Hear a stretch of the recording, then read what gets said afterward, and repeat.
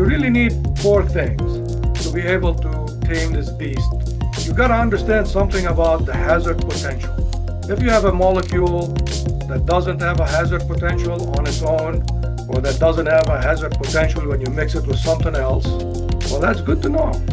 If you have a molecule that has a substantial hazard potential on its own because it's likely to spontaneously auto-decompose if you get it at the wrong conditions, or it can react violently with something else, then you also need to know.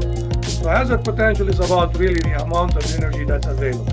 Then you need to understand something about energy release rates. You know what the difference is between, I don't know, a blockbuster bomb and sitting outside in Texas on a sunny day at noontime, 3 hours in the sun? Is the rates. You get the same amount of energy. You get it in 3 hours or you get it in 3 nanoseconds. Same amount of energy, but different rates. One is you get a suntan, the other one, it's an explosion.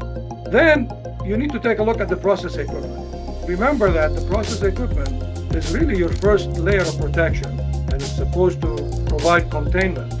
And then finally, you gotta tie all this stuff together.